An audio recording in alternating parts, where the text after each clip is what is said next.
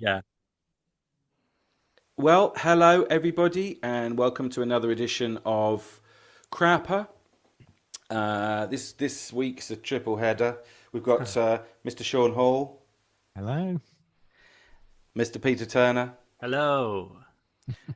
and myself, Tim Appleton. Now, before we begin tonight, I just want to, I don't know how to put it really, ask a favour, might be the Oh best way of God. putting it, of our regular listeners. If you're on the podcast, and you feel like giving us a rating, that would be most welcome because I believe that it helps us with this inscrutable thing called the algorithm.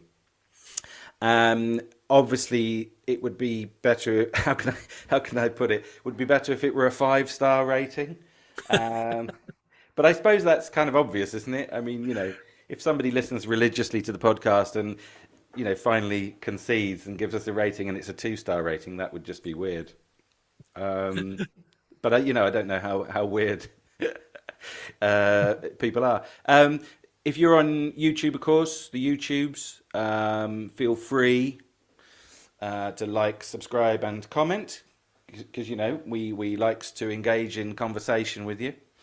And without further ado, let's get on to the theme of tonight, which is top 5 live prog albums.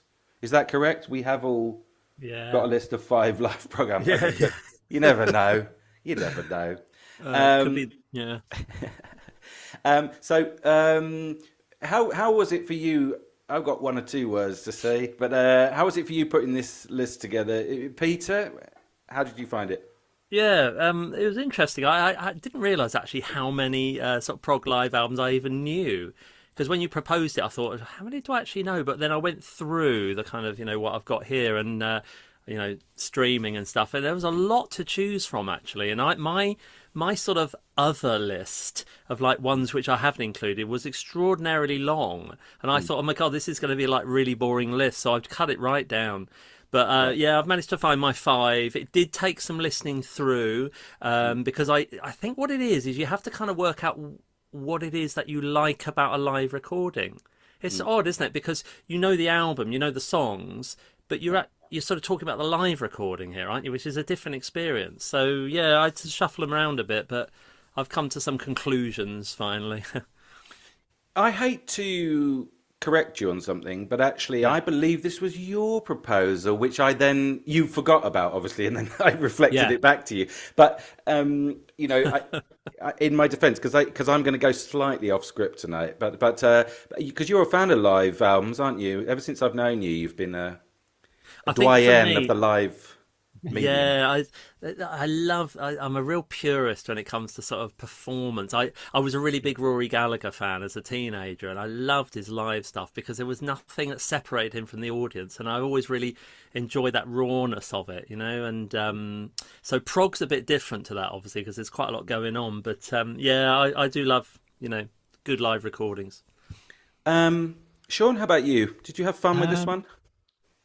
it wasn't quite as difficult as I expected because I basically disregarded, as usual, I disregarded anything post sort of 1980. So it cut out quite a lot of albums.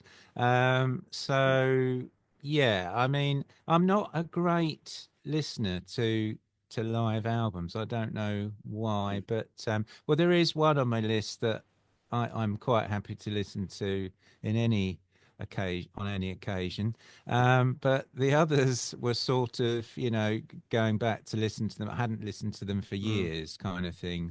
mm, So it's interesting, mm, interesting exercise. But I'm not a live mm. listener, really. I don't know why. Well, I mean, I might echo that sentiment Yes, I can imagine. because it wasn't completely accidental that I said to you, Peter. Actually, you'd forgotten that you proposed this one ages ago, and then just reminded everybody because I've always seen you as being a sort of live album person, and I never really have been very much. So I might be a little bit like this figure of the Advocatus Diaboli in the Catholic Church. When they canonize somebody. Yeah. Right. and they have to get a sort of the guy called the Defender of the Faith who works in and tries to sort through all the miracles and says, this one doesn't count. Right. That day when you asked for, you know, what is it, cod, and they brought you hake by accident. Yeah. That's definitely not a miracle.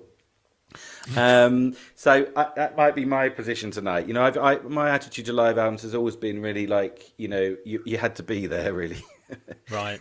And so when I think about, it was kind of a bit more of a weird experience for me. This when I think about the albums that are actual live albums that have meant something to me over the years, they tend not to be sort of live albums in the sort of normal sense. They tend to be stuff where there's improv or reimaginings of tracks, even sort of like new material. And so that's very much informed my list tonight, although not exclusively, as will soon become clear. Um, all right, good. Well, look, let's get on with it then. We're going to do 5 to 1, and just penultimate act. We're going to be talking about also Rans, Mm. and so let's start with number 5. Well, Shaun, would you mind kicking it off? Well, yeah, I put down for my number 5, Renaissance live at Carnegie Hall in 1976, and they were basically a kind of I think you'd pigeonhole them as a sort of symphonic prog band, and of course this is the Annie Haslam era. I think she had a very pure voice, and they were quite successful in the States, I believe. So they had this Carnegie Hall concert, which was featured on BBC Radio 1, I think, on their imaginatively titled "In Concert" series Oh yes. in Yeah. March '76. So it's a double album. It basically premieres a lot of the stuff from Scheherazade and other stories, which I think is probably might be their best album. I mean, that's open to contention to Renaissance fans. And I don't know if do you know the story of Scheherazade? Or A do you want little me bit. to recap it? Yeah. Well, isn't Basically, it? Isn't it? It goes on for like 2,000 pages or something. well, this is the condensed version. Basically, a sultan, his wife basically has it off with someone else. He finds he finds out about it, so he basically has her put to death. And then every night he sleeps with somebody new, and then executes them until Scheherazade basically tells him a story every night, but doesn't quite finish it.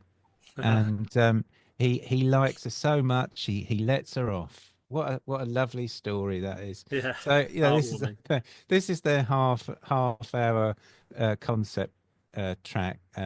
It's and I'm digressing. One thing I thought they didn't include on this live album was my favourite song, which was "A Trip to the Fair," which was about Annie Haslam's first date with Roy Wood. What a Ah. shame that that didn't get on there. So anyway, it's a really good live album, and you know they barely put a foot wrong. They're all very good musicians. I won't bore you with too many too many details, but there's an orchestra on there. Um, the cover is quite sort of 1970s. It's a sort of, are we doing covers? I guess we are now. We Well, are I'll do now. covers. Um, so Yeah. it's kind of a painted collage of three Renaissance posters, very sort of Art Nouveau, very 1970s design. It's by a guy called Fred Marceleno, who I guess is some American guy who did it. So it's kind of like faux Art Deco, very 1975, 1976 era. They're backed by the by an orchestra. I think it's the New York Philharmonic. I'm not sure, but yeah, they're really good. They've got a sort of a bit of a Yes influence, I'd say, especially in the bass playing. department. They're one of those bands that I know. One of my other favourite bands, Griffin. Big shout out to Griffin. They sort of ruined their career by trying to sound like Yes, didn't they? It was like, I mean, there's one Yes is enough, isn't it? But I think somehow Renaissance got away with it, and their career sort of built from this album. I think towards their amazing hit Northern Lights, which came out in 1978. So it's a good album. It highlights their musician. I put my teeth in. Can anyone say musician?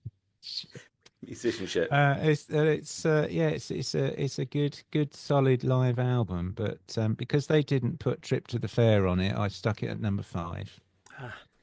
Lovely.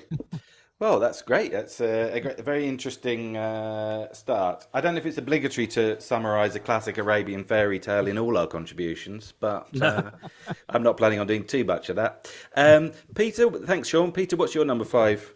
So, of the kind of classic prog bands, I've sort of got one of each essentially here, which is quite nice. I quite like the idea of that rather than sort of doubling up. But my first one, number 5, is All the World's a Stage, which is the Rush album from Massey Hall in Toronto, 1976. I love the album cover on this. I have to say, while we're talking about album covers, it's great because it's that setup. You've got the drum kit in the middle with the 2112 badge, and then you've got the amps on both sides. It's like a complete symmetry to it, but I love the simplicity of it. I think that is exciting to look at because you know that these guys are going to like rock. And the prog element, you think, well, what can you do with this? They do a hell of a lot with it, and live, they do it really well. I think it captures that kind of earlier raw Rush, essentially, before the keys start dropping it, before you get the synths and things. This is like how they actually sounded, and they do a lot of stuff off the sort of second and third album here. It's really authentic. It's like a challenge. That's what I feel like. It's like a challenge to other bands, which is it's 3 of us here. We're not doing anything out of the ordinary here, but what they are doing is doing it so well live. Alex Lifeson, I love those moments where he kicks into like the guitar breaks and suddenly you lose that second guitar, which obviously on the album, and this is one of the key things, isn't it, between live and recorded, is normally they have a second guitar underneath, but they're a 3-piece. So you get this real like sense of actually what it sounds like for a 3-piece to play live. It's like proper, it's sort of reality to it, which is it just sort of drops off suddenly. So it's not something you hear much on the albums. Geddy Lee sounds amazing. I mean, really, in a way, although Neil Peart sounds like spot on, it doesn't seem to drop a beat. I don't know whether they had monitors then, whether they could really hear things, but Geddy Lee sounds amazing. All those little lovely fills he puts in on the albums, he does that and more. He really knows how to fill out that sound. It's wonderful to listen to. Apart from that, I think that it sort of strikes a contrast, I think, with the other kind of prog, this is like rock, isn't it? But look at the sophistication that they can do this live. It's so well done, I think, as well. So I love that kind of clash of the two. So yeah, that's for me for number 5. Okay, great. I mean, I think my number 5 is this is a sort of left field. This is Frank Zappa and the Mothers. Just another band from LA. Now, Zappa fans seem to hate this album, but I really love it. Actually, you were talking about Rush earlier, just now.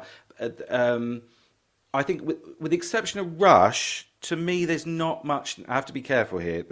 For my taste, there's not much sort of great North American prog music. And I think that Zappa is basically as close as it gets to what in Britain, we understand as like progressive rock. I realise that might be a slightly controversial thing to say, but I think that kind of large-scale writing, and the sort of risk-taking and everything, I think he's by a long way the most sort of interesting of all the sort of experimental, long-form, almost neoclassical writers in the United States. So it's got I feel like it has a slight sort of British air to it, this album. I always think it's essentially a sort of rock opera, really, with like beautiful musical passages. There's lots of really beautiful musical writing in it and arranging, really clever musical arrangements. Good tunes, speech, um, recitative. I mean, the first side is a long track, 23 minutes I think it is, or maybe even more, 24, 25, called Billy the Mountain, right? Which is a story of a mountain that gets royalty checks every time somebody sells a postcard with its likeness on, or something like that. That's the story. um, and I think I just love it. I think it's a really great piece. It's cool, it's funny, slightly political, and as I say, very musically satisfying. And then side two has a couple of new tracks on, but it's all kind of joined together. They're obviously playing it all as one thing, because at the end of side one, Zappa says, "Oh, by the way, we're going to take our interval now," and that's part of the song almost, because he says that before they even play the last note.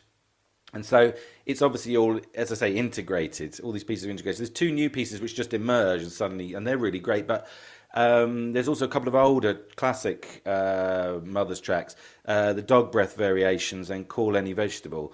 And I think that they're unimprovable, these versions. I think they're far better than the studio versions. I think they're the best versions of these tracks. And so, yeah, I think it's just full of surprises. This album, totally live, captures the magic of the mid-period Mothers in that live situation. I mean, in some ways, I prefer this period to the following period, which most Zappa fans don't agree with. It's got Flo and Eddie from the Turtles on vocals, and I think they're great. So musical, so funny, and of course, Flo, Mark Volman, just died last week. So bon voyage to him. And Eddie is what's his name, Howard Kalen, and Ainsley Dunbar on drums, who's bloody amazing. I mean, Zappa always had great drummers, but I mean, he really shines on this. So anyway, that's all really got to say. I love this album, and I don't care that other people, I'm just not that into it. That said, let's move to number 4. Our fours, Shaun. Well, this record, I'll give you a clue. It can give you the hump occasionally, um, and I it's know, it's Caravan. No. oh, you're Speed so bump. close. But it's a double, so it's not one hump, it's two. Oh, So Dromedary. it a dromedary. They should have called it that, shouldn't they? So it's Camel, a live record. Oh, that's so imaginative. And this is kind of basically knitted together from performances from about 74 through to 78. Um, it's got shows at the Marquee Club, the Royal Albert Hall, Hammersmith, Colston Hall, Leeds University. So quite varied. One thing I will say is the sound does sort of, you do notice the variance Oh, in really? sound quality a Yeah. little bit. Because it's obviously in different arenas. The cover is basically, it's this sort of Star Wars influence, I think, where you've got a kind of robotic hand mm. fizzing some laser energy, a space record, which looks like a flying saucer. So it doesn't really bear any relevance to Camel or anything, really. It's just like, oh, God, Star Wars has come out. We better put a robot hand on our cover, and we might shift a few copies. So a bit of a criticism there, really. And it's done in airbrush style, which was any artists out there, airbrush sort of art was really sort of quite prevalent in graphic design in the sort of 70s and early 80s, and by a guy called Phil Smee, Mr. Smee. Um, so it's also got they do the Snow Goose on there, obviously, and that's got the LSO on it, and David Bedford is conducting it. So he Yeah. have he'd helped muck up Tubular Bells live, hadn't he? No, he did a very good job. So, and it's got a mixture of lineups. So, talking of Caravan, it's got Richard Sinclair, who I'll just give a shout out to my podcast set in my shed, which I think about two people in Peru may have listened to so far. But Richard Sinclair is present on the album, and they chucked out their original bass player, didn't they? I think it was the drummer, wasn't it? It was the drummer that persuaded them to go more jazz fusion, or was it fusion jazz? I don't know. Jazz And blues. they chucked out Doug, didn't they? They chucked him out after Moon Madness and brought in Richard Sinclair, who'd been doing a bit of carpentry. He'd sort of, he'd joined. I'm digressing. He joined Hatfield and the North, and then because he wanted to work more, to play more. Well, that was a good move, wasn't it? And then he ended up having to supplement his income by fitting a few kitchen cabinets. So anyway, I think Camel sort of took him on. So he's on the album, and it does boost their vocal range. I think well, it can't do any worse really with Camel. Great band, great keyboards, great guitar, amazing. But the vocal department perhaps a bit lackluster. So anyway, the performances are all great. The live version of the Snow Goose is brilliant, as you'd expect. It's got stuff from Moon Madness on there. It's got Song Within a Song. It's also got Mel Collins. He pops up on the old Mm. alto sax. So nice to hear a bit of him. And it did fantastically well. It got to number 34 in the German charts. So, it doesn't say if it charted anywhere else. So that was Camel's live record, but there we are. I like it, so that's number 4. Excellent stuff. I wonder how much overlap there's going to be tonight. We'll see. We'll see. Yeah. Because at the moment it's turning into our American bands ranking, where we just listed three totally different lists. Well, Peter, what's your number 4? well, let's get some British stuff in here. It's all going very nationalist now. So this is Three Sides Live from Genesis from 1982. However, there you go. However, it was recorded between 76 and 81. It's quite a widespread this, although I think actually only maybe one of them was 1976. So a lot of it's 1980, 81 recorded. I just find this a really engaging listen. It's beautifully recorded as well, really well balanced. You can hear everyone. It's all well in contact. The audience are absolutely loving it. And I just think it's such a great testament to the rebirth of, the live Genesis, really. Because the thing is with Seconds Out, and I always compare these two albums, which is Seconds Out is basically Phil Collins trying to do Gabriel. And I always find it slightly nauseating to listen to that. But by the time you get to this, you've got all those other songs now. They've had a run of songs. You've got things like Misunderstanding, Turn 'Em On, Turn It On, Abacab. And actually, the band sound brilliant then, because Phil Collins is actually doing his role now. He's actually being Phil Collins. There's a bit of Gabriel on this. There's a little bit of sort of him having to do that. But it's mainly, what does Phil Collins sound like live? He sounds great. And I just think that he's such a great entertainer. The songs are really good. There isn't really a dull moment in this. Maybe Afterglow, it drops down and you've got a little bit of, I can't remember what's that soppy song, Follow Me or whatever it's called. Follow You, Follow Me. Yeah, that, it goes into that. But, what do you expect? Most of the people have turned up probably to hear that, haven't they? He's a great entertainer. He's fully replaced Gabriel. However, talking about covers, this terrible album cover. It's not a very nice album cover. I love the Seconds Out album cover. This is the flip side of it. I think that's a really amazing album cover. I don't know why, because it's just a live shot, isn't it? But those lights look really impressive. And I think actually they're a bit of a game changer for generally live performance. Those, what were they called? Like sort of aircraft lights or something they called them, didn't they? They sort of come down. Like runways. Yeah, runways. Looks amazing, but I really much prefer this album because I think it's the proper new Genesis, well on their way, which is great to hear. All right, great. Well, yeah, it's Three Sides Live and then Four Sides Live, isn't it? Somewhere else. I mean, it's a very weird mistitled album. I could never understand that. Yeah. What's the album called? Three Sides Live. How much of it is live? Four sides. Or Um, okay, so my number four is Playing the Fool by Gentle Giant. Um, I think that this is. I think that they're a great studio band, Gentle Giant, but slight paradox. They it's sort of a brilliant studio band that actually seem to sound better live, if you said to me. yeah, So I think they sometimes sound a little muted in the studio, but this is them. You feel like this is them in their sort of natural habitat. Sort of being observed by David Attenborough or something. I mean, a couple of reasons why it's so great. I think this album, it's just got remixed, of course, recently. We discussed that before on the channel actually.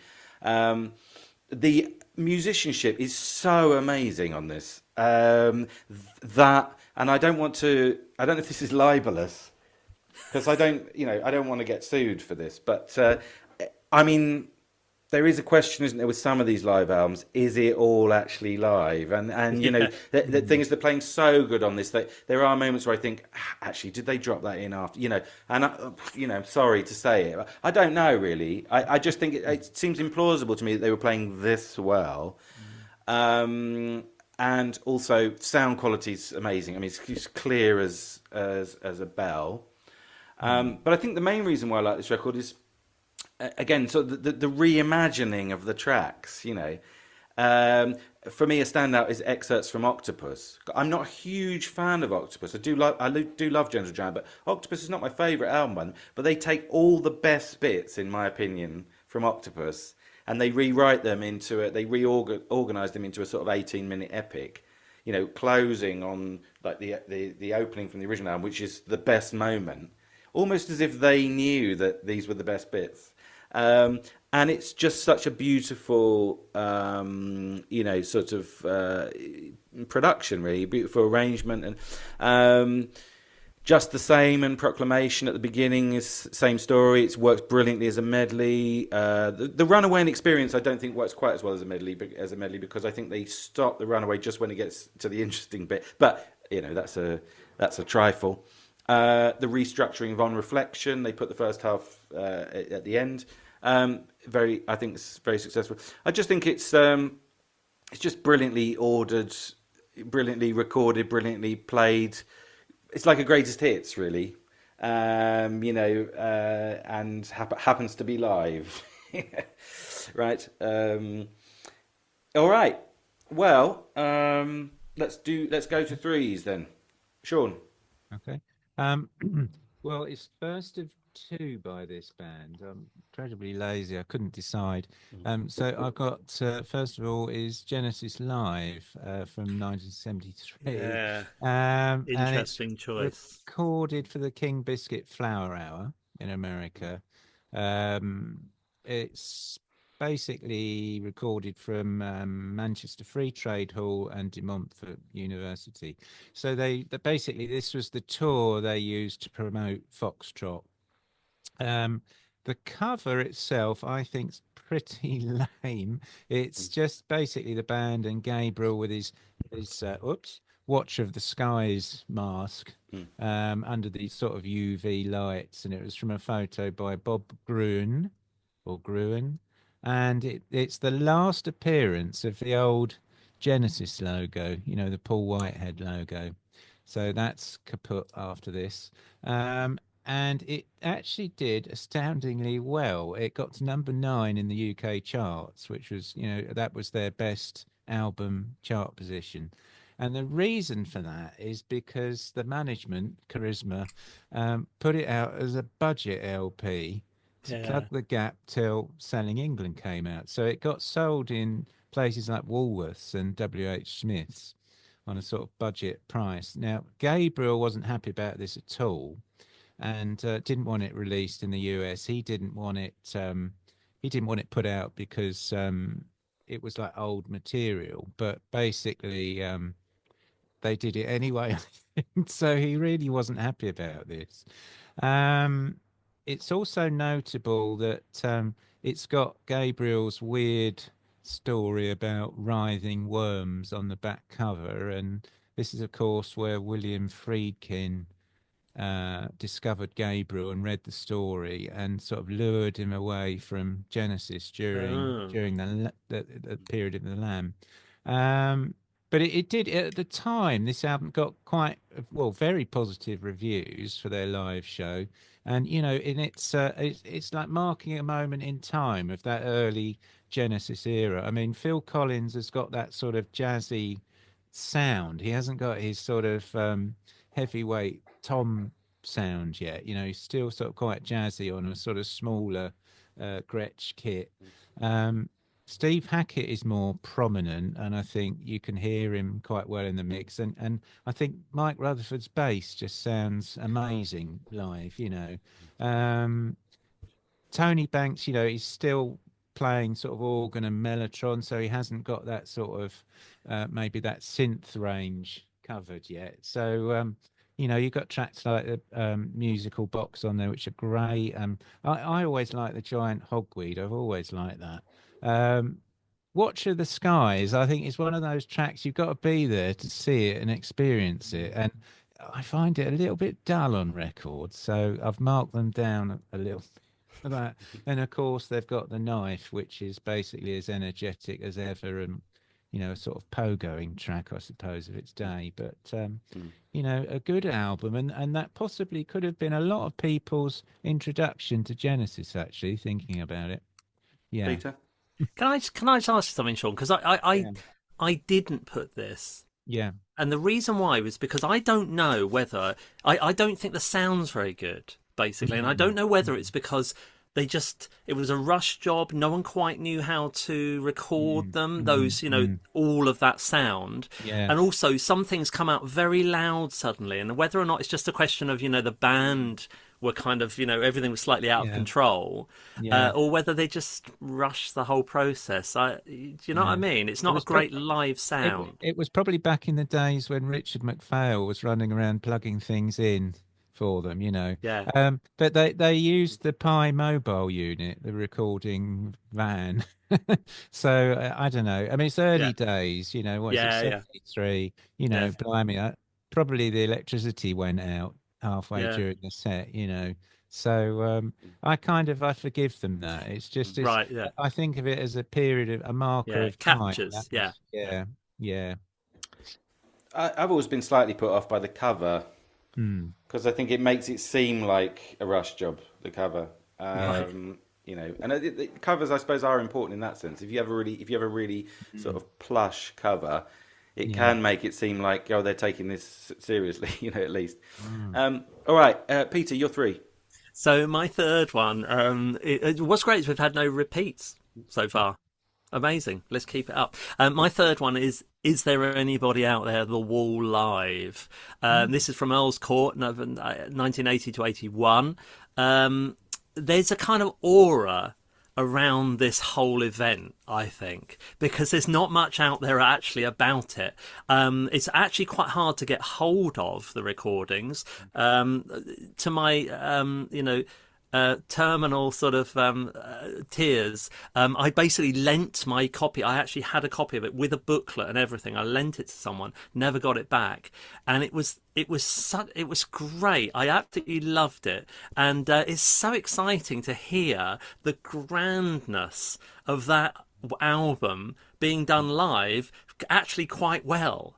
There's something about it that the audience are absolutely lapping it up. They can't. They're for a British audience, and I think we're sort of.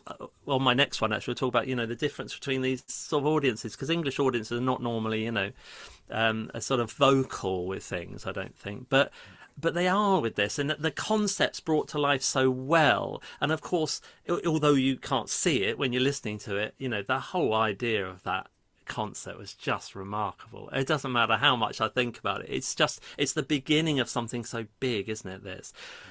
They've got obviously a few extra people sort of piled in as well just to get the sound. There's all the change rounds of the sets. You've got like Snowy White, great blues guitarist who sort of fills in. They extend some of those parts, and why, because I don't think Pink Floyd, apart outside of the sort of psychedelic era. You know, they didn't sort of priss around with things, did they? They tended to just sort of play the stuff.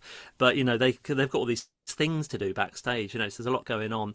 I think that there's a great moment in it as well when Roger Waters said, this is like post, you know, this is Thatcher we're talking about here, Margaret Thatcher, who's just become, you know, Prime Minister, and he sings Mother, and he says, Mother, do you think she's dangerous? And the whole crowd cheers, and it's like, oh my God, that's such a moment in time, isn't it? Because obviously he's referring to that at that time. Do you think she's dangerous? And the audience are like, yes, we think she is. So it's a great sort of moment in time as well. The sound quality is really good as well. I don't know how they capture all that. I mean, it's just brilliantly captured the whole thing. But I think what it is, it's like the missing thing from the live world. It's great to hear it, and you can search for it and find it, but people have sort of pieced it together. They sort of video, but they have not really released the film. And so it's the nearest you're going to get to it. And it's like, to hear it is just incredible. It sounds amazing, I think, and brilliantly recorded as well. Lovely. Yeah, right. Okay. Yeah, it's not worth lending things to people, is it? That's one of the things that you learn in life. You never get them back. No, I was trying to sort of like, you know, draw someone into it, but they ran. I've reached that point in my life now where if somebody says, "Can I borrow this?" I just say no. You know, no offense, but you're never going to give it back. Could you close the door, please, as you leave? Yes. Okay, great, wonderful. Well, look, it's still no repeats. My number 3 is Pictures at an Exhibition by ELP. I think it's a singularity, this album, you know, like a dying star. You know, sort of fleeting, but stands out. It's different to anything else in their catalogue, I think. You know, it seems perhaps some people could say this is a cop-out because, you know, it's like all essentially new material, you know, it hadn't been, you know, set down on disc before. But I think the material is brilliant, but I think the fact that it's live actually gives it an extra edge. I think it's more exciting because it's live, and so therefore I think it's fine to include in this list. I think it's fine. What's wrong with it? I think first of all, this is the perfect classical piece for them to cover. Actually, Shaun was talking about Scheherazade earlier. I always thought that they could have done a good cover of Scheherazade, you know, by Rimsky-Korsakov. That would have worked well as a band arrangement, I always think. But anyway, that wasn't to be. Mussorgsky's got great sort of singable tunes in the original piece, so they can overlay some vocals, but, you know, not too many, just enough to make the album work. And in that sense, you know, it's sort of the whole project, the whole the whole thing is sort of, you know, unusually tasteful, I think, for ELP. And when it goes tasteless, as it inevitably does, it's sort of tastefully tasteless, I think. There's some great sort of funky passages, you know, with great band playing. Carl Palmer's going absolutely mental, as he usually does, but it seems to work here. And on the rare occasions that they supplement the original piece with completely original material, I think it works really well. There's a really lovely riff that was actually used by the Nice originally, and it comes up in the pretentiously titled Blues Variation. That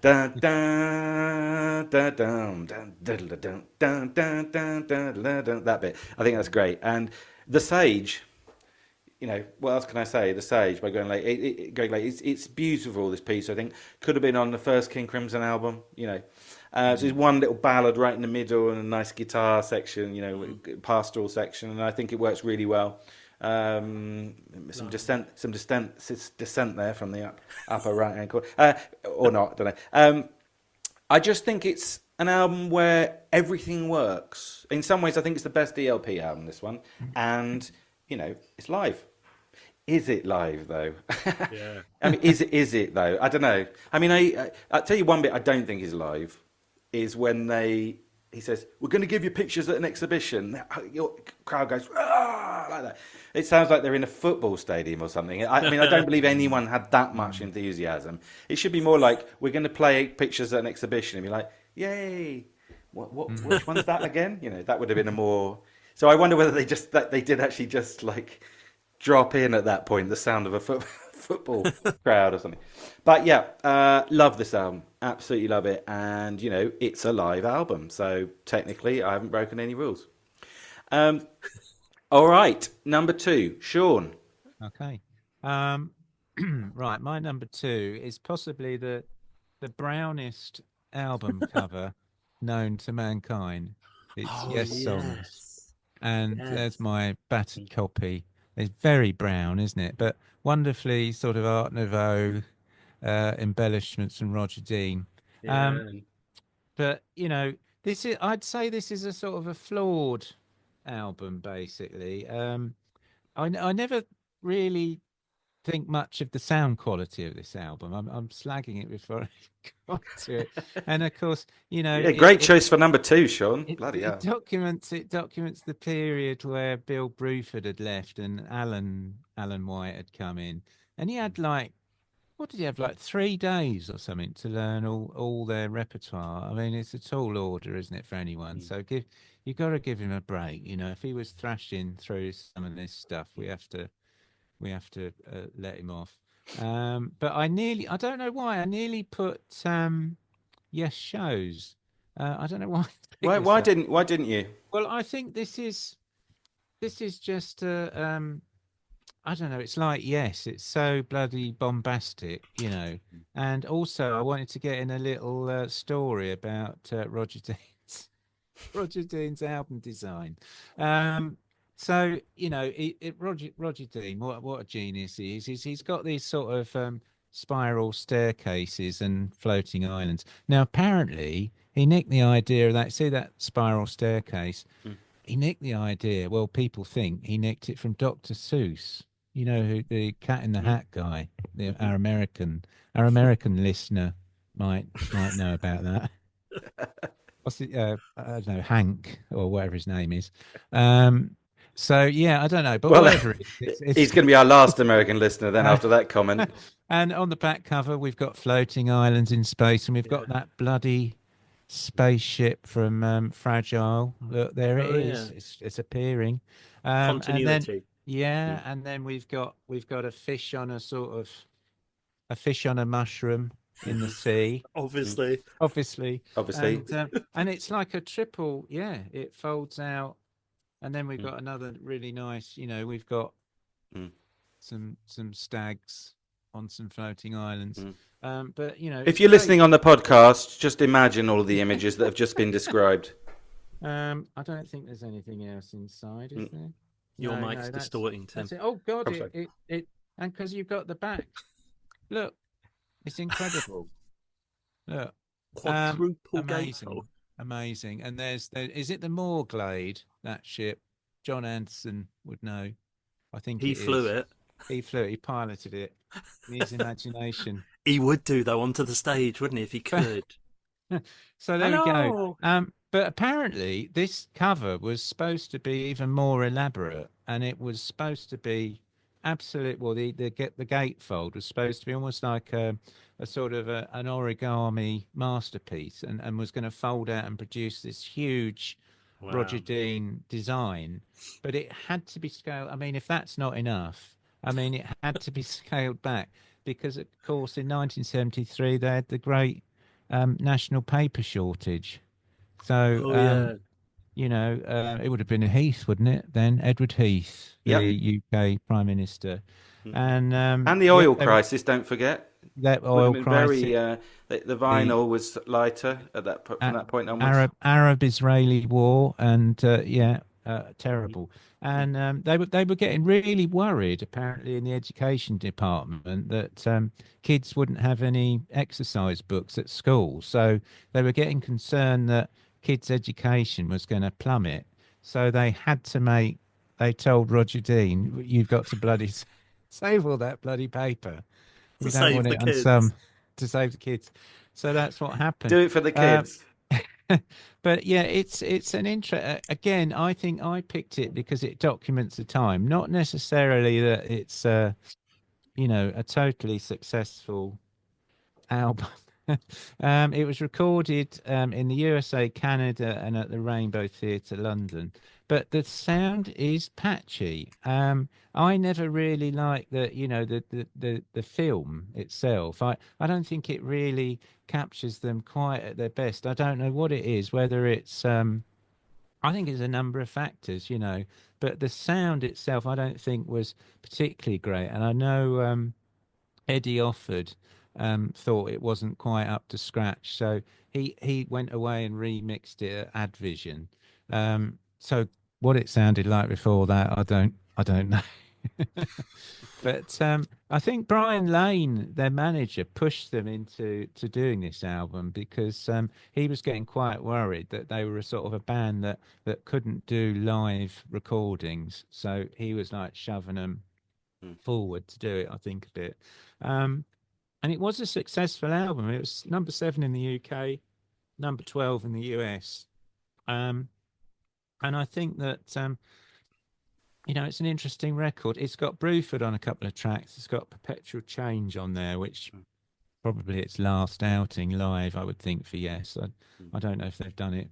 Probably have done it since, but Mm. it's an unusual track, isn't I it? I think they must be very hard to record live at that point Yeah, because there's yeah. so much sound going on, isn't Yeah, there? yeah, and I think this is it. I think also they tend to jam a little bit. They're not a sort of they expand on the album version, which can be great, but I think it goes a bit all over the place at times. When you've already got a drummer who's had like 3 days to learn the songs, and then Yeah. they're all going to go off on one. Oh, I'm just going to do this 20-minute improvisation in the middle. He won't know. He won't know. Give him a break. Um, but Bruford's on there on a couple of tracks at least. And of course you got the solo spots. You got Wakeman's episode excerpt from Six Wives. Oh God, Six Wives of Henry VIII, Eight Wives of Henry the Sixth. I always think. But Siberian Khatru, that's pretty good. They've got their version of Close to the Edge, but I think they do mess around a bit with the arrangements a bit, which I'm not quite so sure about. But I like it on the whole, despite all these flaws. Was met a bit with mixed reviews, I think, but it's bloody hell, it's Yes, and it's brown. It's really brown, so Yeah. that's why it's number 2 for me. Great. But I can see how the artistry in the package is obviously important for you. Yeah, very definitely. Peter? I had a copy of that album, Shaun, which picked up second hand. It was a Capital Radio copy. Oh, So the front cover is completely ruined by this massive sticker that says yeah, property of Capital Radio. It's like, yeah. oh, that's great. Well done. Probably Tony Blackburn. Oh, it was. It was His probably Tony copy. Blackburn's. I will get it back to him. Because he's one of the few that aren't in prison, so I can actually return it. Okay. Peter, So- you're number 2. So number 2, well, we have our repeat. It's Pictures and Exhibition, ELP. So November 1971, in Newcastle City Hall. This is such a great snapshot, I think, of those energetic early days. It's like someone's lit a fuse. They are so exciting on this, I think. There's just there's a chaos to this album that's barely contained, I think. Tim's absolutely right that I think the cheering at the start is parachuted in. I don't think that that's them. Who on earth would react like that to something they've never heard of? It doesn't make any sense, does it? Unless they're all fans of Mussorgsky, Very unlikely. It's brilliantly conceived, though. I mean, the intelligence behind this, which is getting the Mussorgsky piece and finding a way of presenting it pretty much as it is, really, in the form of a rock band. It's really important that you listen to the actual piece, the original orchestral piece, to see what they've done with it, I think, which would have turned people onto it. The Sage is definitely not recorded live, though. This is what I was sort of saying earlier, Tim. It's like, there's no way that that's live. What happened was they recorded the Sage live, but you don't hear a pin drop. I mean, it's silent in the sense that I think what they probably did was recorded it in the hall with no one in the audience, just Greg Lake recording it, because it does have that live feel, but there's no way. There's also another Yeah, clue, which is the chance that they had no feedback at any point from Keith no. Emerson's Hammond organ is very Precisely. Oh unlikely, isn't it? God, yeah, that's the other thing. What you also have is a clue, which is I think they fade out the keyboard, and you can hear something else which sounds like it's a keyboard as well, but it's not actually that sound. So I think they've put it in, but a bit clumsily. I mean, the thing is with this album, the thing that really kicks in is the keyboards. This is like the Brave New World, isn't it? They've opened up this box, and it's like, oh my God, what the hell is he playing? It is so astonishing. The sounds he gets out of this is just like mind blowing. It's the killer blow of this album, I think. It's just this scientific experiment that's happening in front of everyone with all these things, there's sounds that come out, and there's things like, you get these sort of crackles of electricity, feedback, this kind of humming.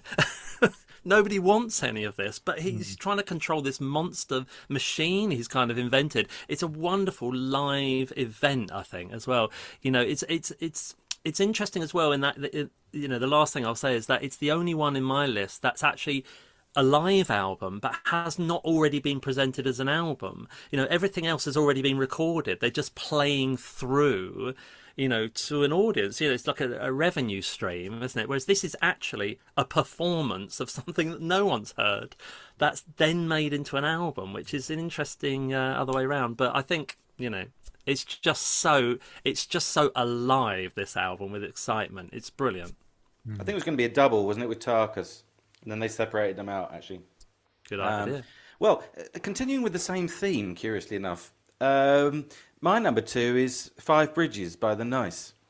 Now, this is a same theme because, of course, Keith Emerson.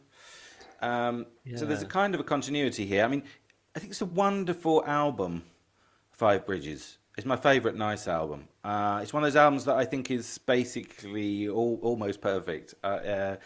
Not in every detail, but I think the writing is so good that it's one of those albums that when I put it on, I find I can't switch it off. I just listen through to the end. Obviously, the five sort of sectional bridges, because it's in 5 parts, are supposed to be 5 bridges because it's kind of like play on words there, between rock and classical, right? And I think that this is, for my money, this is about 300 times better than... Concerto for Group and Orchestra by Deep Purple, which I can't bloody stand. I sort of wanted to include this because I think the Nice were really great live. And they never actually made a pure live album. Because the Nice, their third album, was only half live.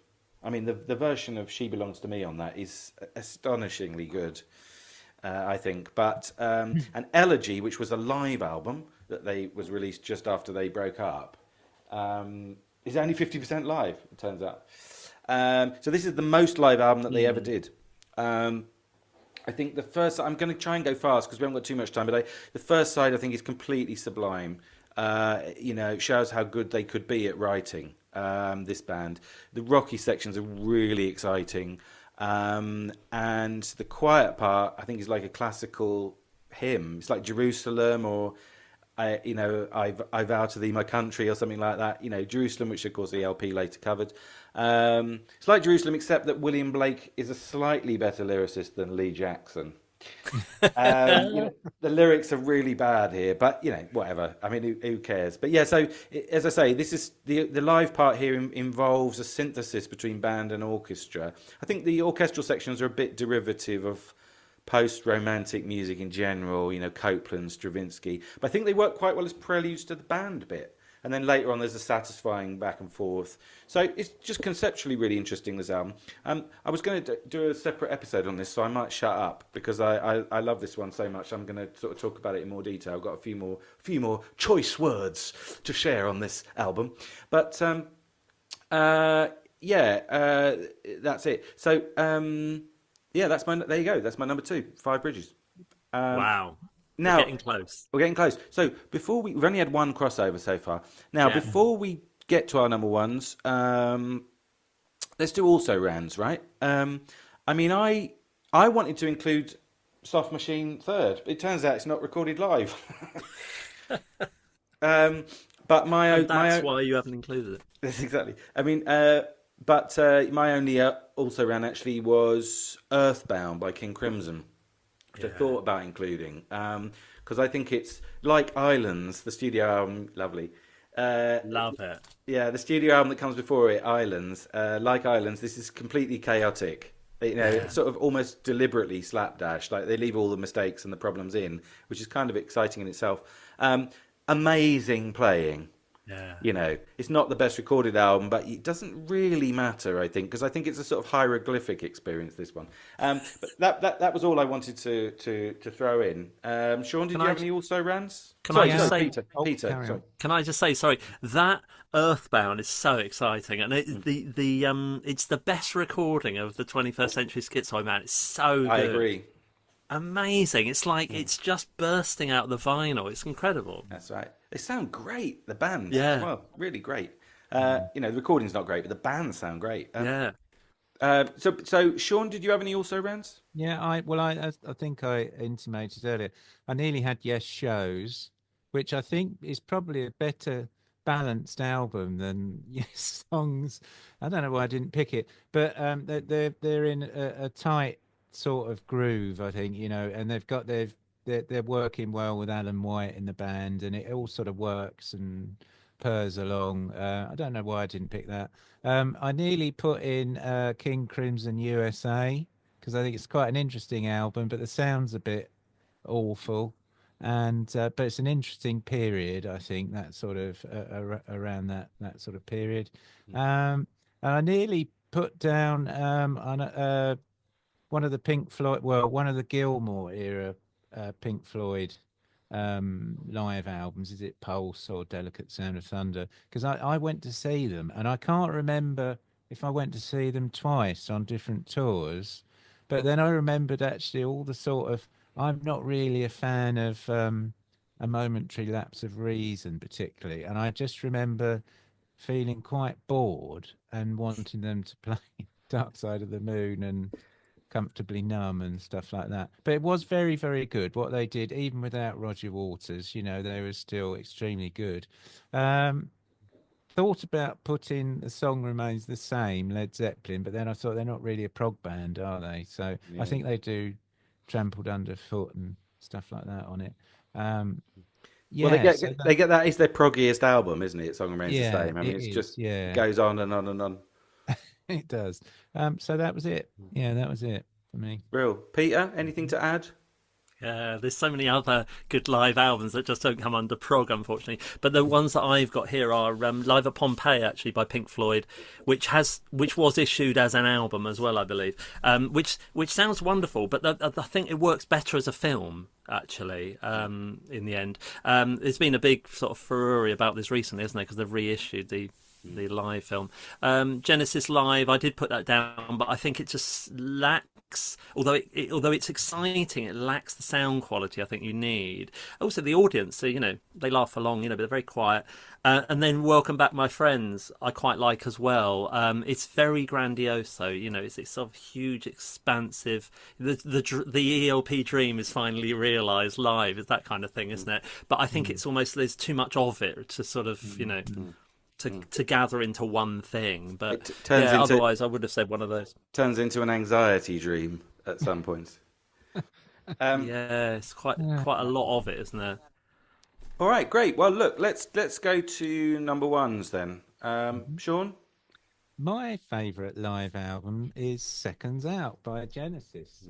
So I'm sort of the opposite of Peter here. I agree that Yeah, the album cover is absolutely bloody iconic.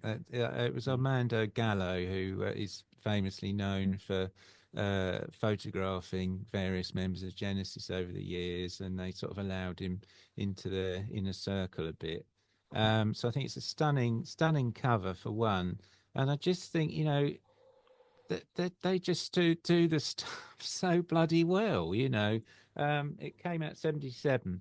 Um, Really, the last album or last work, I think, with Hackett on, unless he's on a track on Three Sides Live. I don't know if he is I or think no, not. I don't think so. No. So he sort of famously stormed out during the mixing process, and of But they course said, would you the mind coming back for one track on Three Sides Live?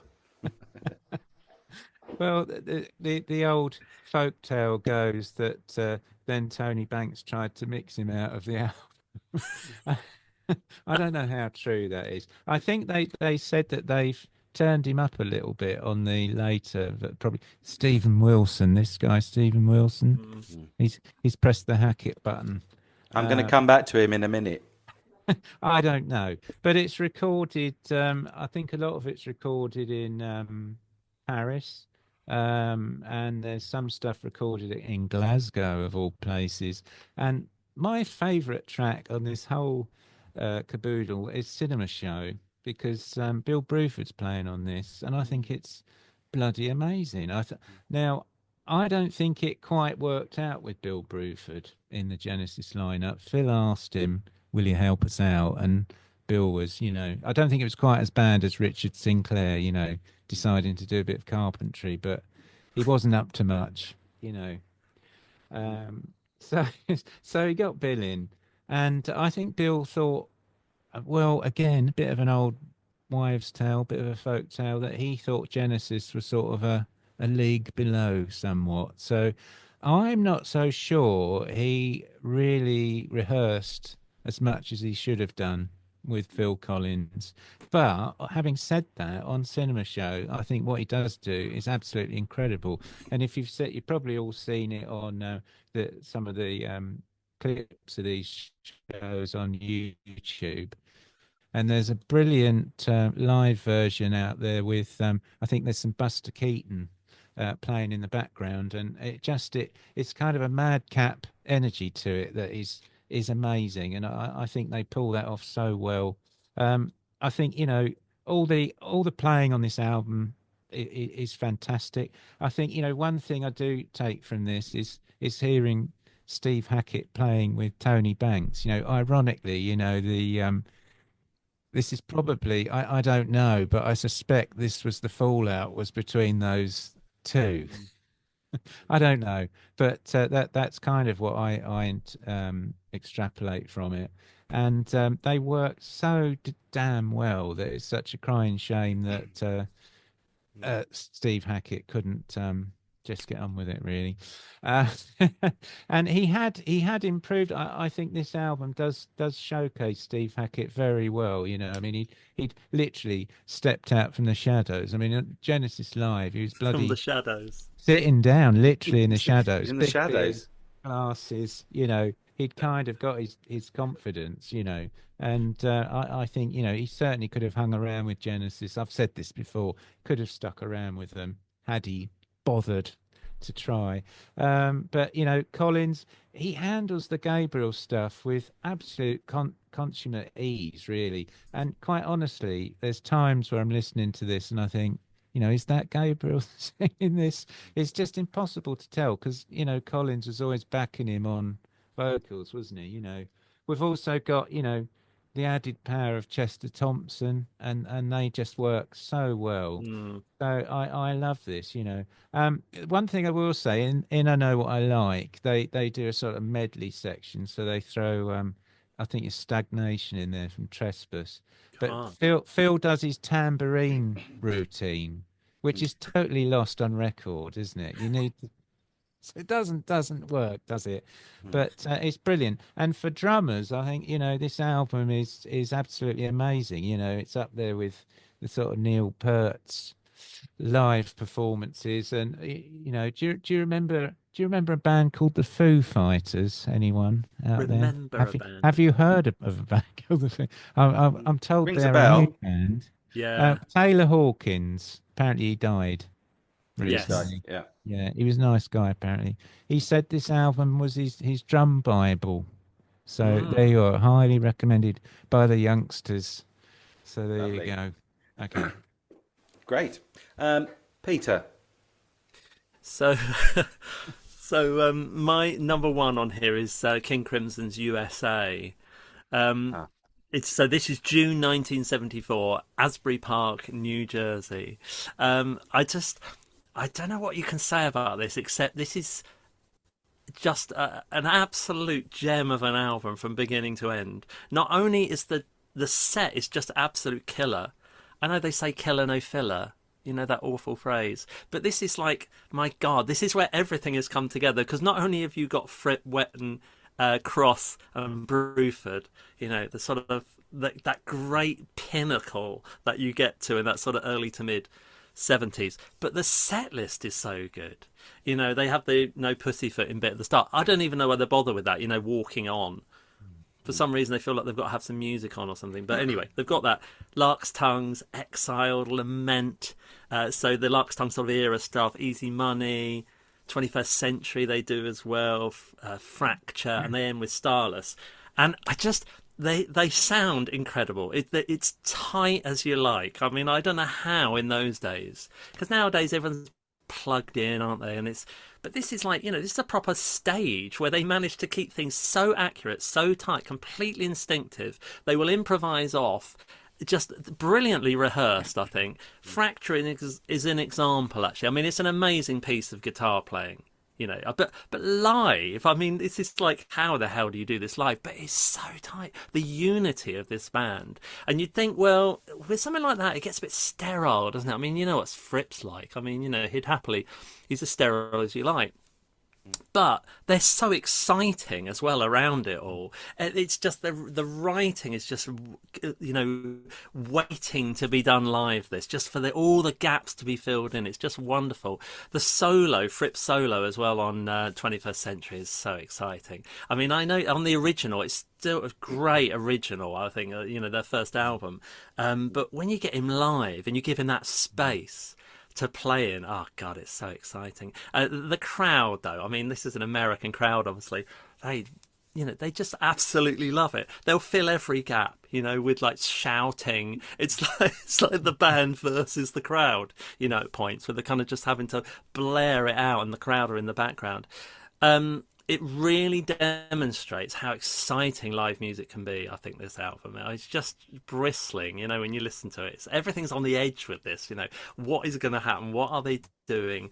And it also shows them to be that's just the premier British live rock band, I think. It's just, they're so different, aren't they? There's nothing like them.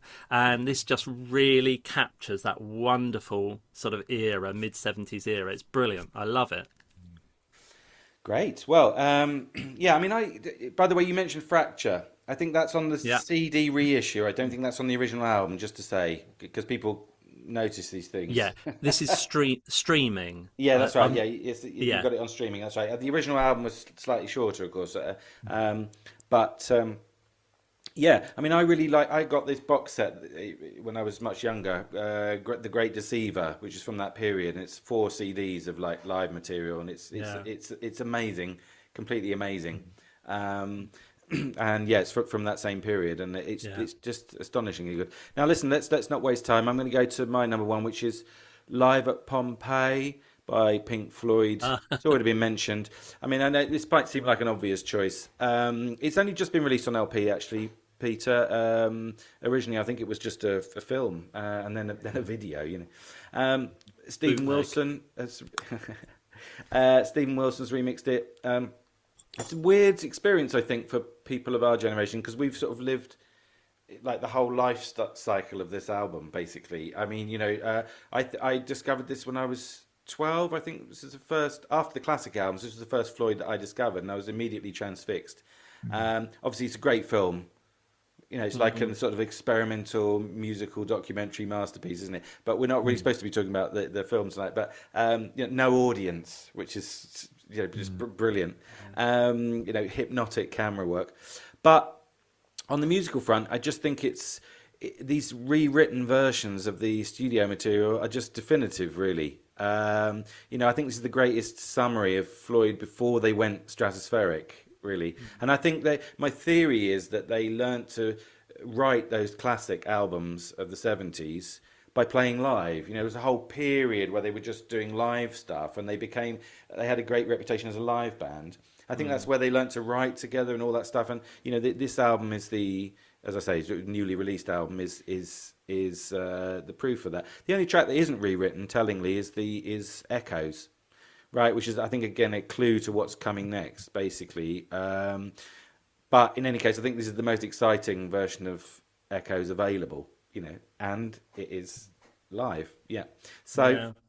I know it's sort of might be a strange choice, but I just think this is not a big fan of the Stephen Wilson remix, but we'll talk about that another time because I don't want to end on a sour note.